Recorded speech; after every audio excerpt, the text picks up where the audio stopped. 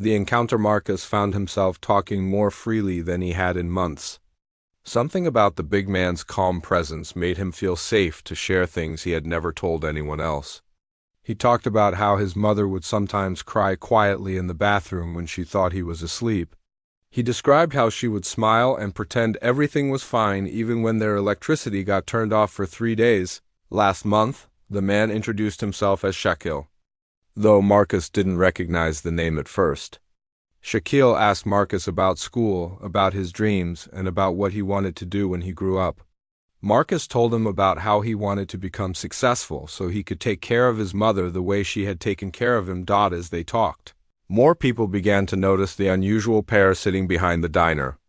A few customers from inside came out to throw away their trash and stopped to stare at the enormous man and the small boy having what looked like a serious conversation.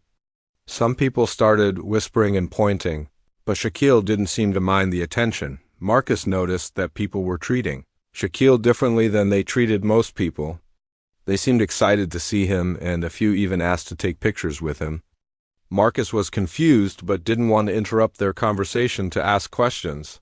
He was more focused on telling Shaquille about the jewelry store and how much the bracelet meant to him. Shaquille listened patiently as Marcus explained his plan to return to the recycling center first thing in the morning with his 6 new cans. Even though Marcus knew it wouldn't be enough money, he was determined to try everything he could think of. Maybe the store owner would let him pay the rest later, or maybe he could find a different gift that cost less money. Then Shaquille surprised Marcus by offering to drive him to the jewelry store right now. He explained that he knew the owner of the jewelry store and that they might be able to work something out.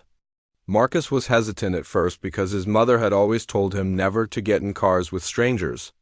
But something about Shaquille felt trustworthy and safe. Before they left, Shaquille made a phone call to someone. Marcus couldn't hear the whole conversation, but he heard Shaquille mention a jewelry store and a young boy with a special request. After the call, Shaquille smiled at Marcus and told him that everything was going to work out perfectly. The ride to the jewelry store was unlike anything Marcus had ever experienced. Shaquille drove a car that was almost as big as Marcus's entire apartment. The seats were made of soft leather, and there were screens and buttons everywhere. Marcus had never been in such a fancy car, and he tried not to touch anything because he didn't want to break something expensive. During the drive, Shaquille asked Marcus more questions about his family. He wanted to know about Marcus's father and why he had left. Marcus found it difficult to talk about, but Shaquille's gentle way of asking made it easier to share the painful details. Marcus explained how his father had promised to come back but never did. Leaving Marcus to watch his mother struggle alone, Shaquille shared some of his own childhood stories, talking about how his mother had worked hard to provide for him when he was young. He told Marcus about the importance of family and how proud Marcus's mother must be to have such a thoughtful and hard-working son. These words meant more to Marcus than Shaquille could have known. When they arrived at the jewelry store, Marcus was surprised to see that the lights were still on even though the store had closed hours ago. The owner, a kind elderly man named Mr. Patterson, was waiting for them at the front door. He greeted Shaquille with a big smile and a warm handshake, and then turned his attention to Marcus with the same friendly welcome. Mr. Patterson had already taken the silver bracelet out of the display window and had it waiting on the counter. Marcus's eyes lit up when he saw it up close for the first time. It was even more beautiful than he had imagined, with tiny hearts that caught the light and sparkled like small diamonds. Marcus reached into his pocket and carefully pulled out his crumpled bills and counted coins. He placed all $8.47 on the counter and looked up at Mr. Patterson with hopeful eyes.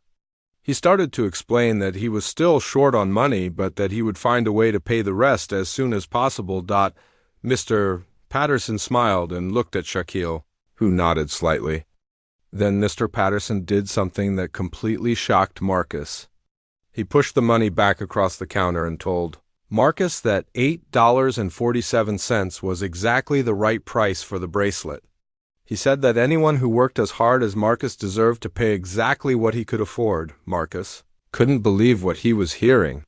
He looked back and forth between Mr. Patterson and Shaquille, trying to understand what was happening. Shaquille explained that some gifts are so special that they create their own magic, making the impossible become possible. As Mr. Patterson wrapped the bracelet in a beautiful small box with a silver bow, Marcus felt tears of gratitude filling his eyes. He had never experienced such kindness from strangers, and he didn't understand why these men were helping him when they barely knew him. But Shaquille wasn't finished with his surprises. He told Marcus that every mother deserves more than just one gift on her birthday, especially mothers who work as hard as Marcus's mother did. He asked Marcus if he thought his mother would like to have dinner at a nice restaurant for her birthday. Marcus explained that his mother never went to restaurants because they couldn't afford them. The only time they ate food they didn't cook themselves was when the church sometimes provided free meals for families in need. Marcus said his mother would probably love to go to a restaurant, but he couldn't pay for that too. Shaquille smiled and told Marcus not to worry about paying for anything else. He explained that he wanted to make Marcus's mother's birthday as special as possible, and that meant making sure she felt celebrated and appreciated. Shaquille asked Marcus to describe what his mother looked like so that he could arrange for the restaurant to have everything ready for her arrival. As they drove back toward Marcus's neighborhood, Shaquille explained his plan.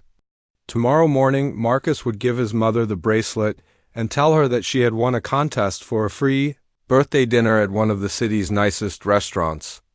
A car would pick them up in the afternoon and bring them to the restaurant, where they would have the best meal of their lives. Marcus was overwhelmed by Shaquille's generosity and kindness. He kept asking why Shaquille was doing all of this for people he had never met before. Shaquille's answer was simple but powerful. He said that when someone works hard to show love for their family, that love deserves to be supported and celebrated by the whole community. He also told Marcus something that would stay with him forever. Shaquille explained that Marcus had already given his mother the most valuable gift possible by being the kind of son who would work for weeks just to buy her something special. The bracelet and the dinner were just ways of honoring the love that Marcus had already shown. As they pulled up in front of Marcus's apartment building, Shaquille made Marcus promise to call him after his mother's birthday to tell him how everything went. He gave Marcus his phone number and told him that he wanted to hear every detail about his mother's reaction to the bracelet and the dinner. Marcus ran upstairs to his apartment, clutching the small jewelry box in his hands. His mother was waiting for him, worried about why he had been gone so long after dark. Marcus quickly made up a story about playing with friends and promised to always tell her where he was going in the future. That night, Marcus barely slept. He kept looking at the small box on his dresser and imagining his mother's face when she opened it. He thought about the incredible kindness that Shaquille and Mr. Patterson had shown him, and he wondered if he would ever be able to pay them back for their generosity. As Marcus finally drifted off to sleep, he had no idea that his meeting with Shaquille was just the beginning of something much bigger. He didn't know that tomorrow would bring changes to his life that would go far beyond a birthday dinner or a silver bracelet. All he knew was that for the first time in months, he was excited about the future and confident that good things could happen to people who worked hard and never gave up hope. The gift Marcus wiped the sweat from his forehead as he counted the crumpled dollar bills for the third time. $8.47. That was all he had after 3 weeks of collecting aluminum cans from his neighborhood in Atlanta. His small hands smoothed out each bill carefully, making sure he hadn't missed any hidden in the pile. Tomorrow was his mother's birthday, and Marcus had been planning this surprise for weeks. Every morning before school, he would wake up extra early and walk through the quiet streets, searching trash cans and asking neighbors if they had any empty soda cans. Some people looked at him strangely, wondering why a 10-year-old boy was so interested in garbage. But Marcus didn't care about the strange looks or the dirty work. His mother, Sarah, had been working 2 jobs ever since his father left them 6 months ago. She cleaned offices at night and worked at a small grocery store during the day. Marcus watched her come home exhausted every evening, her feet aching and her shoulders slumped from carrying the weight of their small family alone. She never complained, but Marcus could see the worry lines growing deeper around her eyes. The apartment they lived in was tiny, with thin walls and a leaky faucet that dripped all night. Sarah had sold most of their furniture to pay rent, and now they slept on mattresses on the floor. Marcus didn't mind sleeping on the floor, but he hated seeing his mother count and recount their grocery money every week. Deciding between buying milk or bread because they couldn't afford both, that's when Marcus decided he wanted to do something special for her birthday. He remembered how his mother used to love wearing jewelry before everything changed. She had a small jewelry box that she kept on her dresser, but it had been empty for months. She had sold all her necklaces and earrings to help pay their bills. Marcus had seen a beautiful silver bracelet in the window of a small jewelry store downtown. It wasn't expensive, but it was pretty, with small hearts carved into the metal. The price tag said $12. To Marcus, $12 might as well have been $1,200. But he was determined to find a way. For 3 weeks, Marcus had worked harder than any adult he knew. He would finish his homework quickly so he could spend more time collecting cans. On weekends, he would walk for hours, his small backpack heavy with aluminum cans. The recycling center gave him 5 cents for each can, which meant he needed to find almost 250 cans to buy the bracelet. Some days were better than others. Once, he found a whole bag of cans that someone had thrown away, and he made almost $2 in one trip. Other days, he would walk for hours and only find a few cans scattered around. His feet would hurt, and his back would ache from carrying the heavy bag. But Marcus never gave up. The hardest part was keeping the secret from his mother. Sarah was always worried about where Marcus was and what he was doing. She would ask him why he came home so tired, and Marcus would make up stories about playing with friends or walking around the neighborhood. He hated lying to his mother, but he wanted the surprise to be perfect. Now, sitting on his bedroom floor with his money counted and organized, Marcus realized he was still $3.53 short. His heart sank as he stared at the bills. Tomorrow was his mother's birthday, and the jewelry store would be closed on Sunday. This was his last chance. Marcus thought about asking his neighbors for help, but his mother had taught him never to beg for money. She always said that people should work for what they needed, and Marcus believed in that lesson. But he was running out of time and options. He decided to try one more trip to collect cans. Even though it was getting dark, Marcus grabbed his backpack and headed outside. The streetlights were just beginning to flicker on, casting long shadows across the empty sidewalks. Most of the trash cans had already been emptied for the week, but Marcus was desperate. As he walked through the neighborhood, Marcus thought about all the times his mother had sacrificed for him. She would skip meals to make sure he had enough to eat. She would walk to work instead of taking the bus so she could save money for his school supplies. She would stay up all night when he was sick, even though she had to work early the next morning. All Marcus wanted was to see her smile the way she used to before everything became so hard. He wanted to give her something beautiful that would remind her that she was loved and appreciated. The bracelet wasn't much, but it would show her that her son was thinking of her and working hard to make her happy. After 2 hours of searching, Marcus had only found 6 more cans. His backpack felt lighter than usual, and his heart felt heavy with disappointment. He was about to give up and head home when he saw a small diner on the corner that he had never noticed before.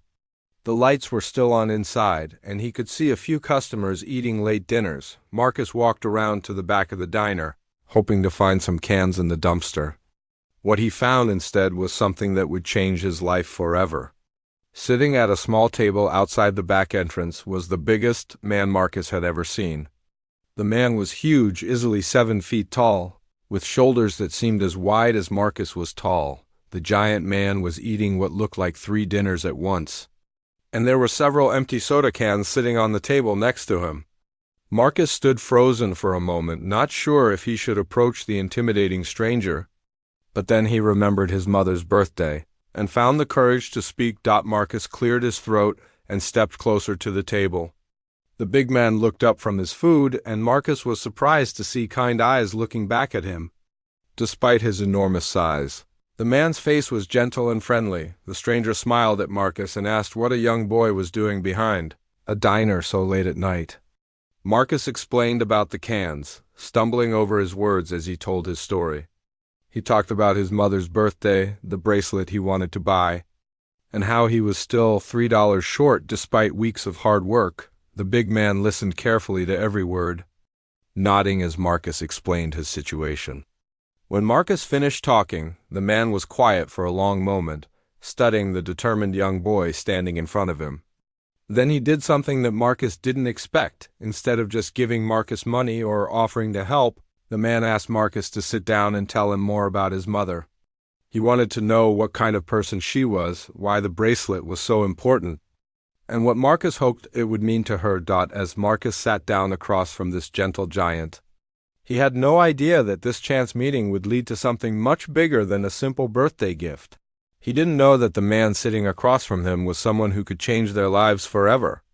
All Marcus knew was that, for the first time in weeks, someone was really listening to his story and seemed to understand why this gift meant so much to him. The transformation Marcus woke up before his alarm clock, too excited to sleep any longer. He had hidden the jewelry box under his pillow, and he reached for it immediately to make sure the previous night hadn't been just a wonderful dream. The small silver box was real, and inside it was the most beautiful bracelet he had ever seen. His mother was already awake in the kitchen, making coffee with their last few grounds before her shift at the grocery store. Marcus wished her a happy birthday and handed her the carefully wrapped box, his heart pounding with excitement and nervousness. Sarah's hands trembled slightly as she opened the gift. When she saw the silver bracelet with its delicate heart patterns, tears immediately filled her eyes. She couldn't believe that her 10-year-old son had managed to buy something so beautiful. Marcus told her about collecting cans for weeks, though he didn't mention anything about Shaquille or the jewelry store owner. Sarah put on the bracelet immediately and told Marcus it was the most precious gift she had ever received. She hugged him tightly and said that having such a thoughtful and hardworking son was the greatest birthday present any mother could ask for. Marcus could see that she was trying not to cry, but happy tears escaped anyway. Then Marcus told her about the second part of his surprise. He explained that she had won a contest for a free birthday dinner at a fancy restaurant, and that a car would pick them up that afternoon. Sarah was confused and asked what contest she had entered. But Marcus insisted it was a surprise contest that people were entered into automatically. Sarah was hesitant about accepting such an expensive gift from strangers, but Marcus begged her to go along with it. He said that after working 2 jobs and sacrificing everything for him, she deserved to have one special day where someone else took care of her for a change. Finally, Sarah agreed to the mysterious dinner that afternoon. A beautiful black car arrived exactly when Shaquille had promised. The driver was polite and professional, opening doors for both Marcus and his mother. Sarah felt underdressed in her best outfit, which was really just a simple dress she wore to church, but Marcus told her she looked more beautiful than any movie star. During the ride to the restaurant, Marcus watched his mother's face as she looked out the window at parts of the city she had never seen before. They drove through neighborhoods with big houses and perfect lawns, past shopping centers full of stores they had never been able to afford. Sarah squeezed Marcus's hand and whispered that this was like a fairy tale. The restaurant was fancier than anything Marcus had imagined. There were cloth napkins, multiple forks at each place setting, and waiters in black suits who spoke with quiet, respectful voices. Marcus and his mother were seated at a table by the window with a beautiful view of the city skyline. When the waiter brought them menus, Marcus and Sarah realized they couldn't pronounce half the food items listed. Everything was in French or Italian, and the prices were higher than what they spent on groceries for an entire month. Marcus started to worry that maybe there had been some mistake, but the waiter assured them that everything was already paid for and they should order whatever they wanted. Sarah ordered carefully, choosing items that sounded familiar and not too expensive. But Marcus noticed that she kept looking at a steak dinner that cost $45. Glancing at it several times before choosing a simple chicken dish instead. When the waiter came back, Marcus quietly asked if they could change his mother's order to the steak dinner. The waiter smiled and said that would be no problem at all. Halfway through their meal, Marcus saw a familiar figure approaching their table. Shaquille had arrived at the restaurant, dressed in a beautiful suit that made him look even more impressive than he had the night before. This time, Marcus finally understood why people had been staring and asking for pictures. His mother's eyes grew wide as she recognized the famous basketball player walking toward them. Shaquille introduced himself to Sarah and explained that he had met Marcus the previous evening. He told her about Marcus's weeks of hard work collecting cans and his determination to buy her a special birthday gift. Sarah listened in amazement as Shaquille described her son's dedication and love. Then Shaquille shared the real reason he had decided to help Marcus. He explained that he had grown up in a similar situation, with a hardworking single mother who had sacrificed everything to provide for her children. He said that when he met Marcus behind the diner, he saw himself as a young boy and recognized the same love and determination he had felt for his own mother. Shaquille told Sarah that Marcus was special, not just because of his hard work, but because of the character and values she had taught him. He said that any mother who could raise such a thoughtful and dedicated son deserved to be celebrated and supported by her community, but Shaquille's surprises were far from over. He explained that he had been thinking about Marcus and Sarah's situation all night, and he had decided that one birthday dinner wasn't enough. He wanted to help them build a better life together, starting with some immediate changes to their living situation. Shaquille handed Sarah an envelope containing enough money to pay their rent for the next 6 months.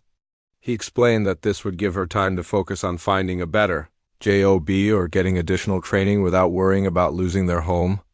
Sarah tried to refuse the gift, saying it was too much, but Shaquille insisted that helping families was one of the most important things he could do with his success. Then came the biggest surprise of all.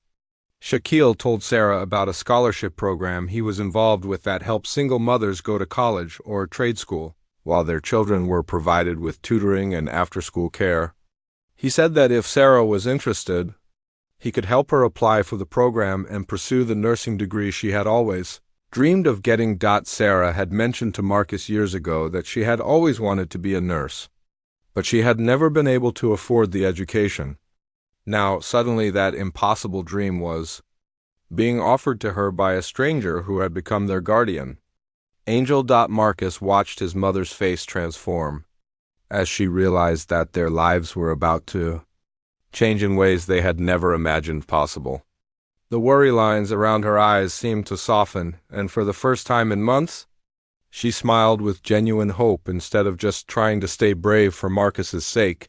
Over the next few months, everything Shaquille had promised came true.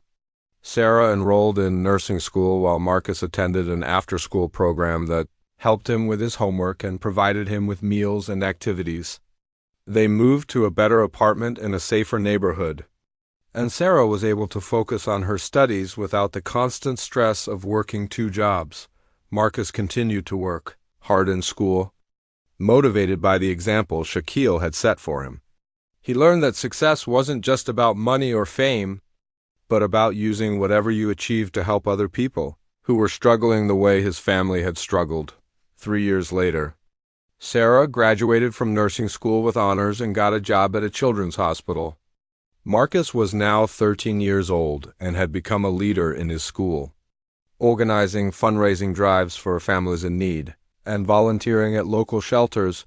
Shaquille stayed in touch with their family throughout the years, celebrating Sarah's graduation and Marcus's achievements. He often told people that meeting Marcus behind that diner had reminded him why his success was meaningful, not for what it gave him, but for what it allowed him to give to others. Marcus still had the empty aluminum cans from that night when he first met Shaquille. He kept them in his room as a reminder that sometimes the smallest acts of determination and love can lead to the biggest changes in life. He learned that when you work hard to show love for your family, the whole world might step in to support that love in ways you never expected. The silver bracelet still sparkled on his mother's wrist every day, but now it represented something bigger than just a birthday gift. It was a symbol of how one boy's love for his mother had created a ripple effect of kindness that changed multiple lives forever. Years later, when Marcus became successful in his own right, he would remember that night behind the diner and look for his own opportunities to help families who were struggling. He learned that true wealth isn't measured by what you have, but by what you're able to give to others who need it most. And sometimes When Marcus drove through neighborhoods where children might be collecting cans or working hard to help their families, he would stop and listen to their stories, just like Shaquille had listened to his, because he understood that everyone deserves to have their love and hard work supported by people who remember what it feels like to struggle and dream of something better.